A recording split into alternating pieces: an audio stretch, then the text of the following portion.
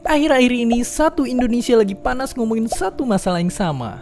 Undang-undang Omnibus Law Cipta Kerja. Di jalanan rakyat turun demonstrasi, di media sosial kita perang melawan misinformasi.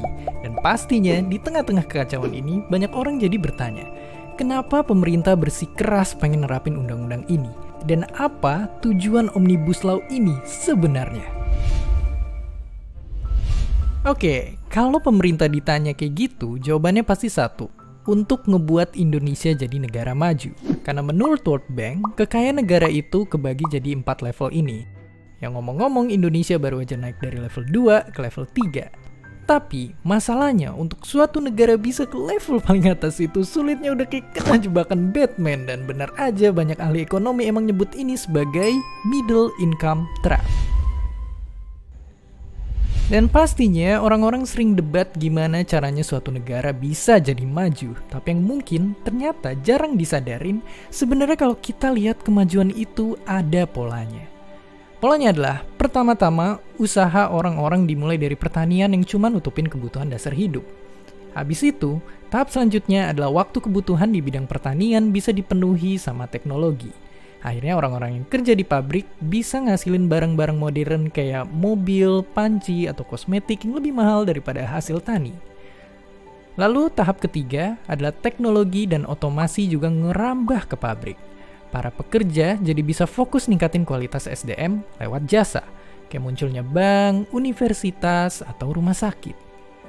Dan menurut kalian, di mana posisi kita sekarang? Iya, kota-kota besar di Indonesia lagi ada di sini.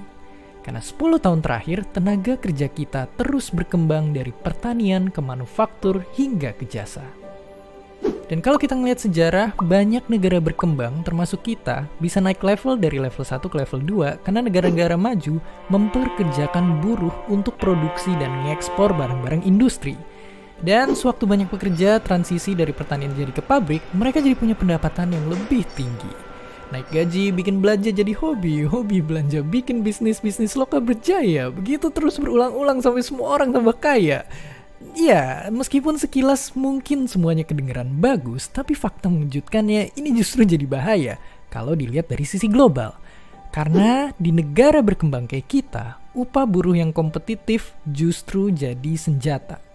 Karena kalau upah kita ketinggian tapi skill kita gitu-gitu aja, negara-negara maju jadi lebih milih mempekerjakan buruh negara lain yang upahnya lebih murah. Dan ngerinya, ini udah kejadian di negara kayak Brazil dan Afrika Selatan. Dan saat kejadian, para buruh nggak ada yang ngasih kerja dan negara belum cukup kaya untuk berdiri sendiri. Saat itulah negara jadi susah banget untuk naik level jadi negara berpenghasilan tinggi. Dan mungkin untuk selamanya. Makanya itulah yang idealnya Omnibus Law Cipta Kerja pengen cita-citakan. Peraturan sapu jagat untuk memudahin investor ngebuka lapangan kerja buat buru-buru kita. Dan mungkin sekilas kedengarannya ini adalah hal yang baik. Tapi kalau gitu, kenapa banyak yang gak puas bahkan marah-marah sama undang-undang ini? Oke, pertama-tama kita harus ngerti singkatnya karena proses pembuatan Omnibus Law ini yang dinilai gak wajar. Dari awal penyusunan UU ini kurang libatin pekerja dan buruh. Selain itu, naskah UU-nya sendiri berkali-kali direvisi. Abis itu bukannya ngasih akses dan kejelasan, pemerintah malah terkesan tertutup dan bikin bingung masyarakat. Itu baru beberapa isu aja. Masih banyak lagi yang dipersoalkan para ahli tentang penyusunan UU ini. Terus, walaupun sekilas kelihatannya UU ini bakal ngundang investor, di sisi lain mereka juga enggan ngasih duit ke negara yang gak peduli sama lingkungan. Faktanya, udah ada juga investor asing yang kecewa sama UU ini. Bahkan sebelumnya, Bank Dunia juga pun pernah minta pemerintah revisi UU ini karena dinilai bakal berdampak buruk sama lingkungan. Udah gitu, sekalipun investor beneran dateng, gak serta-merta masalah pengangguran Indonesia langsung selesai. Karena musuh terbesar ekonomi kita itu bukannya minim investasi, tapi maraknya korupsi. Bahkan kita bisa melihat fakta, data nunjukin kalau tiap tahunnya angka investasi kita terus naik, tapi tenaga kerja yang dihasilin malah terus-terusan turun. Itu penyebabnya karena aliran dana investor ini nguntungin mereka yang ada di atas dan merugikan yang di bawah. Kebanyakan investasi ini ternyata ngalir ke sektor jasa, bukan manufaktur apalagi pertanian. Sedangkan sektor jasa itu sangat manfaatin modal teknologi dan gak perlu mempekerjakan banyak orang. Meskipun bukan berarti investasi di sektor jasa itu sendiri jelek, tapi di sini orang-orang yang gak punya kesempatan untuk belajar skill-skill modern yang diperlukan bakalan habis disingkirkan teknologi. Jadi ya meskipun ribet banget mau gimana pun Indonesia gak bakal jadi negara maju kalau keterampilan kaum pekerjanya gak berkembang. Dan fakta sedihnya pendidikan Indonesia di tingkat dunia masih sangatlah rendah. Inilah rapor merah yang seharusnya jadi fokus negara. Solusi yang harus kita lakukan sekaligus PR besar kita adalah majuin pendidikan dan cetak generasi emas yang cerdas, terampil, dan punya skill untuk bersaing. Pada akhirnya, hukum dan undang-undang itu ada untuk jadi panduan kita. Tapi ini bukan kayak panduan masak yang kalau dilanggar justru bisa nemu resep baru. Panduan ini ibarat kitab, yang kalau kita ngelanggar isinya, kita akan kena hukuman. Makanya jangan sampai isinya justru jadi berbahaya buat kita.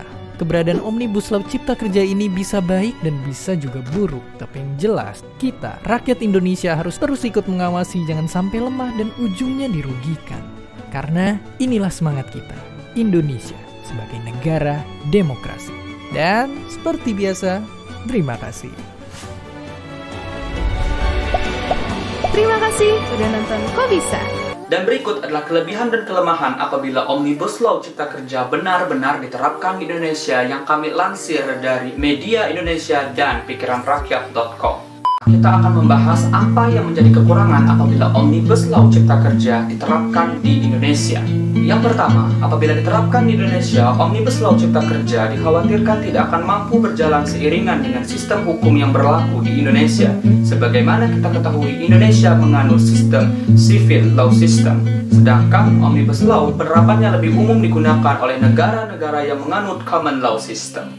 Yang kedua, adanya penghapusan upah minimum kabupaten atau kota dan digantikan menjadi upah minimum provinsi.